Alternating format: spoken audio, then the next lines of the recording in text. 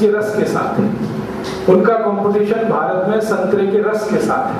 उनका आपस में कोई कंपटीशन नहीं है, क्योंकि दोनों एक ही है, अंदर खाने दोनों एक ही है। बड़े कंपनीज आपस में मिलजुल कर ही चलते हैं, और प्राइस फिक्स होता है ना पेप्सी और कोक का, तो दोनों के मैनेजिंग डायरेक्टर आपस में बैठ के तय करते हैं कि भाई हमारी बोतल इतने की तो तुम्हारी भी इतने की, और फिर दोनों तय कर लेते हैं कि अगर तुम्हारे ऊपर अटैक होगा तो मैं बचाऊंगा, मेरे ऊपर अटैक हो तो तुम बचाना मुझे। तो सारी बड़ी कंपनियां जो है ना कार्टेल्स बना के काम करती हैं, वो 2 हो या 5 हो या 10 हो, उनमें इंटरनल कंपटीशन कभी नहीं होता। ये बहुत बड़ी हम गलतफहमी के शिकार हैं कि बड़ी कंपनियां आती हैं तो कंपटीशन बढ़ता है। बड़ी कंपनियों के आने से मोनोपोली बढ़ती है, कंपटीशन नहीं बढ़ता है। ये पेप्सी कोक ही सबसे बड़ा उदाहरण है। पेप्सी कोक जब आया तो भारत में 12 छोटे बड़े ब्रांड थे। एक थम्स अप ब्रांड था, एक लिम्का ब्रांड था, एक डबल 7 ब्रांड था, एक गोल्ड स्पॉट ब्रांड था, एक ये ब्रांड था, एक वो ब्रांड था। लेकिन 2 बड़े जाइंट आ गए तो सब छोटे ब्रांड खत्म हो गए, या तो वो पेप्सी में मर्ज हो गए या कोका कोला। रमेश चौहान यही महाराष्ट्र के हैं, उनके मुंह से उनकी कहानी सुन लीजिए। उन्होंने खुद कहा था कि अगर मैं अपना पूरा एम्पायर ना बेचूं तो 2 दिन बाद में भूखे मरने की हालत में आ जाऊंगा, इसलिए मैंने बेच दिया सब। तो कंपटीशन उनका जो होता है ना वो लोकल लोगों के साथ होता है, लोकल छोटे छोटे ब्रांड्स। तो ये बड़े शॉपिंग मॉल्स आएंगे, इनका कंपटीशन भी भारत की छोटी छोटी दुकानों से होने वाला है। और भारत सरकार के जानकारी के अनुसार, मेरी जानकारी नहीं है ये सरकार की, हालांकि मैं मानता हूँ इसमें कुछ करेक्शन की जरूरत है। सरकार बोलती है कि भारत में छोटे दुकानदार 2 करोड़ से ज्यादा है, 2 करोड़ से ज्यादा छोटे दुकानदार है। इसका मतलब 2 करोड़ छोटी छोटी दुकानें इस देश में चल रही हैं। तो ये 2 करोड़ जो छोटी छोटी दुकानें हैं, ये कॉम्पिटिटर है वॉलमार्ट और केयरफोर। अब वॉलमार्ट और केयरफोर क्या करेगा इनके कंपटीशन के लिए?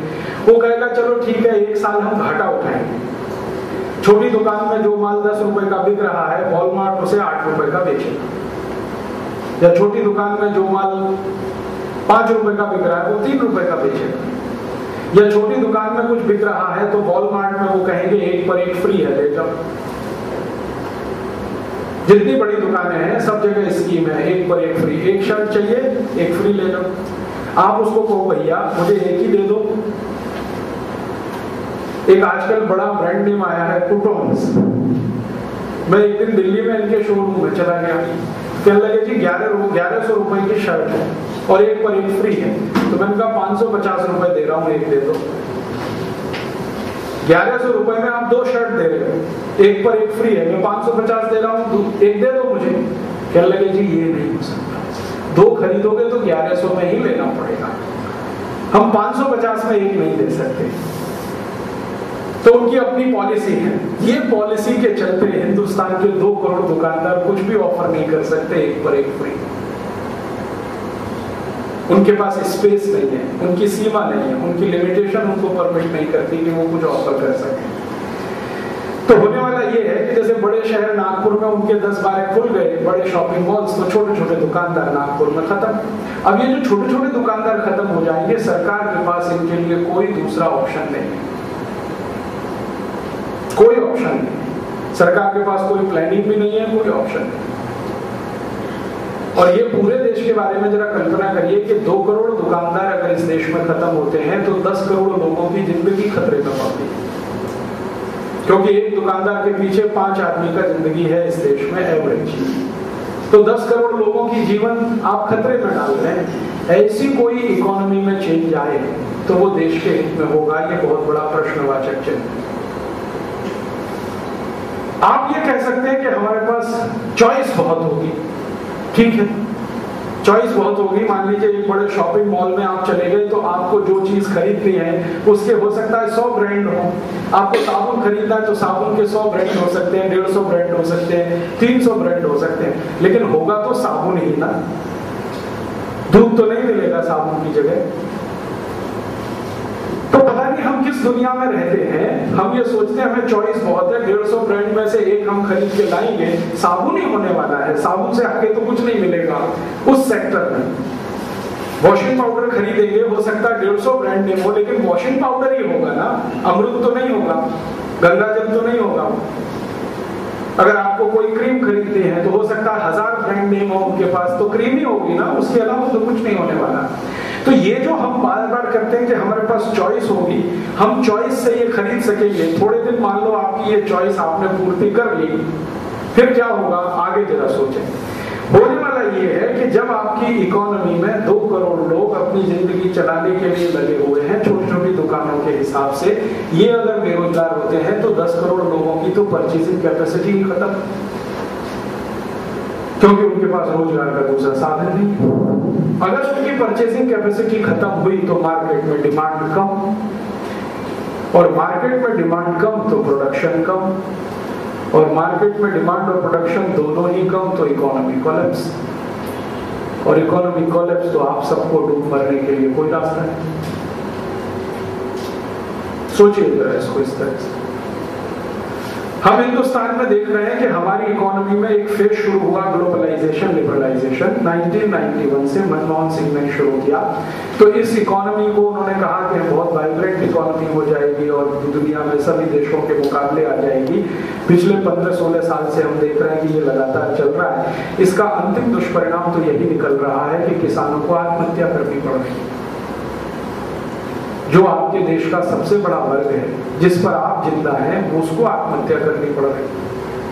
और किसानों की आत्महत्या का सबसे बड़ा एक ही कारण है कि पिछले 15 सालों में ग्लोबलाइजेशन के नाम पर सरकार ने किसानों को काम आने वाली हर चीज को महंगा कर दिया। क्योंकि पिछले 15 साल में आपकी सरकार ने ग्लोबलाइजेशन के नाम पर इनडायरेक्ट टैक्सेस को लगातार बढ़ा दिया, और इनडायरेक्ट टैक्सेस का सबसे ज्यादा दुष्परिणाम गरीब आदमी पे ही पड़ता है। डायरेक्ट टैक्स तो कट किए हैं सरकार ने पिछले 15 साल में, लेकिन इनडायरेक्ट टैक्सेस बढ़ा दिए। हम जिंदगी में जिनकी कभी कल्पना नहीं करते थे उन चीजों पे भी टैक्स आ गया। मैंने इस हिंदुस्तान में कभी कल्पना नहीं की थी कि नमक पर भी टैक्स आएगा, लेकिन नमक पर टैक्स आ गया। और नमक पर टैक्स उस व्यक्ति ने लाया है जो हर 2 अक्टूबर को महात्मा गांधी की समाधि की परिक्रमा करता है। इस देश का हर प्रधानमंत्री 2 अक्टूबर को महात्मा गांधी की समाधि की परिक्रमा करता है, पूरे देश टेलीविजन पर देखता है। महात्मा गांधी ने नमक पर टैक्स के खिलाफ ही सत्याग्रह किया था, और उस महात्मा गांधी का नाम लेने वाले प्रधानमंत्रियों ने नमक पर भी टैक्स लगा दिया। अब वो 15 पैसे किलो है। तो जो गरीब आदमी के काम आने वाला नमक था वो भी अब इतना महंगा हो गया, तो बाकी चीजों की तो आप क्या बात करेंगे। यूरिया 1991 में मिलता था एक पैकेट 50 रुपए का, अब हो गया 270 रुपए का। डीएपी 1991 में मिलता था 1 किलो 3 रुपए का, अब डीएपी है 22 रुपए का 1 किलो। 1991 में किसानों को काम आने वाला डीजल मिलता था 7 रुपए लीटर, अब डीजल हो गया है 36 रुपए लीटर। 1991 में किसान अगर ये ट्रैक्टर खरीदे तो 1.5 लाख रुपए में मिल जाता था 10 हॉर्स पावर का, अब हो गया है 5.5 लाख का। किसान जो पेस्टिसाइड इस्तेमाल करते हैं कीड़ों को मारने के लिए, जो 250-300 रुपए लीटर मिलते थे, अब वो 3000 रुपए लीटर हो गए। जो बीज किसानों को 200-250 रुपए किलो मिलता था, वो बीज अब 70-80 हजार रुपए किलो हो चुका है। कोई बीज तो इस देश में 7 लाख रुपए किलो मिल रहा है। सोने के बराबर का भाव है। 7,000 रुपए का 10 ग्राम सोना है, 7 लाख रुपए किलो, और 7 लाख रुपए किलो बीज भी है। तो सोने के भाव में बीज मिल रहा है। तो किसानों के काम आने वाली हर चीज हमने महंगी किया ग्लोबलाइजेशन में। अब किसानों का कॉस्ट ऑफ प्रोडक्शन तो बढ़ा दिया हमने, लेकिन वो जो कुछ पैदा करके बाजार में बेच रहे हैं उसको हमने बढ़ने नहीं दिया भाव, उसको हमने और गिरा दिया। बाहर से गेहूं मंगाना शुरू कर दिया, बाहर से चावल मंगाना शुरू कर दिया, कपास मंगाना शुरू कर दिया, फ्री इंपोर्ट कर दिया। इंपोर्ट को लगातार हम लिबरलाइज करते गए, तो बाहर से चीजें आने लगी, तो देश में डिमांड कम है, अब सप्लाई ज्यादा हो गई, तो हर चीज सस्ती हो गई। तो किसान बेच रहा है बेचारा सस्ता और खरीद रहा है महंगा। ये है ग्लोबलाइजेशन। अब इसमें अंतिम दुष्परिणाम यह है कि वो सस्ता बेचे और महंगा खरीदे तो घाटा उठाए। उस घाटे को पूर्ति करने के लिए कर्ज ले, कर्ज का ब्याज भरने के लिए कर्ज ले, कर्ज का फिर ब्याज भरने के लिए और कर्ज ले। एक दिन कर्ज चुकाने की स्थिति में ना हो तो आत्महत्या करें। और ये बड़ा विचित्र देश है कि किसानों का कुछ कर्ज है जो मुख्यमंत्री माफ नहीं कर सकते, प्रधानमंत्री भी माफ नहीं कर सकते। टाटा बिरला डालमिया का नॉन परफॉर्मिंग असेट्स अभी 1,80,000 करोड़ का हो गया है। कोई प्रधानमंत्री को इस पर तकलीफ नहीं। वित्त मंत्री कहते हैं कि नॉन परफॉर्मिंग असेट्स के बारे में बात मत करो मुझसे, मैं कुछ नहीं कर सकता। किसानों का 20,000 करोड़ का कर्ज माफ करने की सरकार की ताकत नहीं है। 1,80,000 करोड़ रुपए बड़े उद्योगों ने दबाकर बिठा रखा है सरकार का, वो वापस नहीं दे रहे हैं। बैंकों से कर्जा ले रहे हैं और अपने को दिवालिया घोषित कर रहे हैं। कंपनियां पैसा लूट कर ले जा रही हैं, उसमें पैसे डूब रहे हैं, उनकी कोई पकड़ धकड़ नहीं। इकोनॉमिक ऑफेंसेस इस देश में इतने बढ़ गए हैं कि आज तक हमें नहीं लगता कि किसी को फांसी की सजा हो रही हो। जो आर्थिक अपराधी हैं वो खुलेआम घूम रहे हैं इस देश में। तो हम देखते जा रहे हैं कि आखिरकार ये ग्लोबलाइजेशन हुआ किसके लिए? ग्लोबलाइजेशन हुआ शेयर मार्केट के लिए, लेकिन शेयर मार्केट पूरी इकोनॉमी का 1% के आसपास भी नहीं। हमारा ग्लोबलाइजेशन किया, उससे शेयर मार्केट में तो उछाल आया है, और वो उछाल आया कि 14,000 पॉइंट पे हम पहुंच गए, लेकिन वो हिंदुस्तान के 110 करोड़ लोगों का पेट नहीं भर सकता शेयर बाजार। वो हो सकता है 10-20 लाख शेयर ब्रोकर्स की जिंदगी बदल सकता है, लेकिन 110 करोड़ लोगों के लिए उसके पास कुछ नहीं। फिर थोड़ा बहुत बूम आया है इस देश में तो सॉफ्टवेयर इंडस्ट्री में, जिसका किसानों से कोई लेना देना नहीं। कोई भी सॉफ्टवेयर इंडस्ट्री वाले के पास मैं जाता हूँ, इन्फोसिस के, एक बार मैंने उनको पूछा था, नारायण मूर्ति को, कि जी आप बोलते हैं कि हम सॉफ्टवेयर एक्सपोर्ट करते हैं, क्या एक्सपोर्ट करते हैं आप, क्या बनाते हैं, कौन सा प्रोडक्ट आपके पास है? तो धीमे से कहा कि हम बॉडी शॉपिंग करते हैं। बॉडी शॉपिंग को वो सॉफ्टवेयर एक्सपोर्ट कहते हैं। अंग्रेज जैसे हिंदुस्तानियों को पकड़ पकड़ के गुलाम बना के ले जाते थे ना, इंडेंचर्ड लेबर की तरह से, वो भी सॉफ्टवेयर एक्सपोर्ट जैसा ही था, वो बॉडी शॉपिंग ही थी। गांधी जी ने उसी के खिलाफ बगावत की थी। आज वो नए स्वरूप में हो रही है बॉडी शॉपिंग। यहाँ से लड़के लड़कियों को थोड़ा बहुत कंप्यूटर सिखा के मार पीट के ले जाते हैं, और अमेरिका में खराब से खराब स्थिति में उन्हें रहना पड़ता है। अगर आप देख लेंगे तो आप रो देंगे। मैंने देखा है हिंदुस्तान से गए हुए सॉफ्टवेयर इंजीनियर्स कितनी बुरी पैथेटिक कंडीशन में अमेरिका में रहते हैं। इतनी खराब स्थिति में अमेरिका के मजदूर भी नहीं रहते जो यहाँ के सॉफ्टवेयर इंजीनियर्स हैं। उनको एकदम ऐसे रहना पड़ता है जैसे कैदी रहते हैं। आपने रेल का 3 टायर का डिब्बा देखा है ना, ऐसी जिंदगी है उनकी। एक सॉफ्टवेयर इंजीनियर दूसरे के ऊपर सो रहा है, दूसरा तीसरे के ऊपर, तीसरा चौथे के ऊपर, चौथा पांचवें के ऊपर, और हॉरिजॉन्टल स्पेस भी नहीं है अपना ब्रीफकेस रखने के लिए। जैसे मजदूरों को रखा जाता है, जैसे कैदियों को रखा जाता है। 91 में उसने कुछ हिस्से हमारे देश के ऐसे कर दिए जो हमको दिखाई देते हैं, क्योंकि हम उन हिस्सों के नजदीक रहते हैं। हमको शेयर मार्केट दिखाई देता है, हमको सॉफ्टवेयर दिखाई देता है, हमको IT पार्क दिखाई देते हैं, लेकिन हमें वो गरीब किसान नहीं दिखाई देते जिनकी आमदनी पिछले 15 सालों में 100 गुने से भी कम हो गई। सरकार बोलती है कि हिंदुस्तान में 40 करोड़ लोग हैं जो एक दिन में 12 रुपए खर्च करने की हैसियत नहीं रखते। इस लेवल पे जीते हैं 40 करोड़ लोग। तो इन 40 करोड़ लोगों के लिए ग्लोबलाइजेशन के पास कोई उत्तर नहीं। हमारे हिंदुस्तान में 21 करोड़ परिवार हैं, जिनमें से मात्र 14 करोड़ परिवार ऐसे हैं, मात्र 7 करोड़ परिवार ऐसे हैं जिनके अपने घर में। हमारे इसी हिंदुस्तान में पीने के पानी की समस्या आप हल कर सकते हैं ग्लोबलाइजेशन से? कहते हैं जी कोई उत्तर नहीं। ग्लोबलाइजेशन के पास पीने के पानी की समस्या का समाधान नहीं, खाने की रोटी का समाधान नहीं, हिंदुस्तान की माताओं बहनों के लिए टॉयलेट्स दे सके उसका कोई समाधान नहीं। हमारे देश के 14 करोड़ लोगों के पास ठीक से घर भी नहीं है, वो झुग्गी झोंपड़ियों में रहते हैं, उसका कोई समाधान नहीं। किसी अमेरिकन कंपनी के पास इसका समाधान नहीं।